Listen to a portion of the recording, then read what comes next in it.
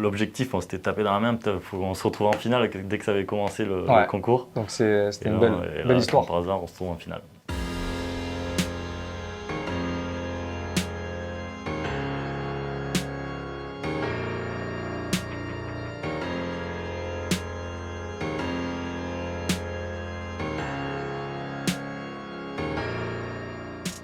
Je pense qu'on se voyait pas en finale. Non, personne ne se voit en finale réellement parce qu'en fait, on passait les étapes petit à petit. Ouais, c'est ça. Chaque épreuve est différente. La Top Chef, c'est pas parce que tu gagnes une épreuve, le lendemain tu peux partir. Tu es jugé sur un seul plat. C'est pas un contrôle continu. C'est pas des clients qu'on a tous les jours. C'est un seul plat et ça, en fin de compte, tu peux trébucher. Et il y a plein de grands chefs 3 Mac avant de sortir une assiette, ils en font des fois des trentaines, des 40 pour trouver juste l'assiette qui marche.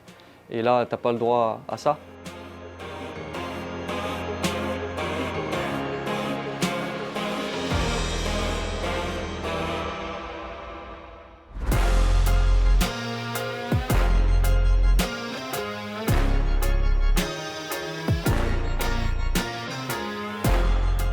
Quand on m'a dit qu'il y avait un concours parallèle, je savais que Dany, voilà, c'est un candidat redoutable, qu'il a la technique et tout ça.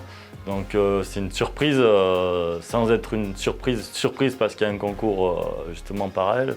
Mais surprise que ce soit Dany, pas vraiment. Il avait le seum en vrai. Il avait archi le seum, Ouais, je ne veux pas le dire. J'avais le seum qu'il y ait ce concours parallèle, bien sûr que j'avais le seum. Tu reviens, tu te pointes là, tu te crois où là? Moi j'étais moins surpris de voir le jeune Hugo, parce que du coup il n'avait pas poussé la porte de la brigade cachée. Je savais que Hugo il pouvait aller loin et trop content de le retrouver du coup en quart.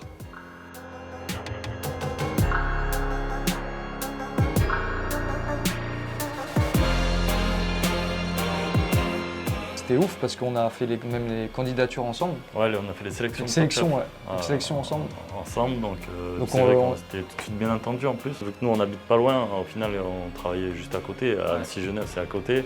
Du coup on avait noué déjà des liens parce que voilà, on connaît les mêmes produits, etc., de la région, etc. Et puis là, après le fait d'arriver dans le concours et de se dire bah vas-y on est dans la même brigade, dans la même équipe. C'était cool. C'était chambé de se retrouver ensemble. Même l'un contre l'autre. L'objectif, on s'était tapé dans la main, on se retrouve en finale dès que ça avait commencé le concours. Donc c'était une belle histoire. Par hasard, on se trouve en finale. C'est magnifique.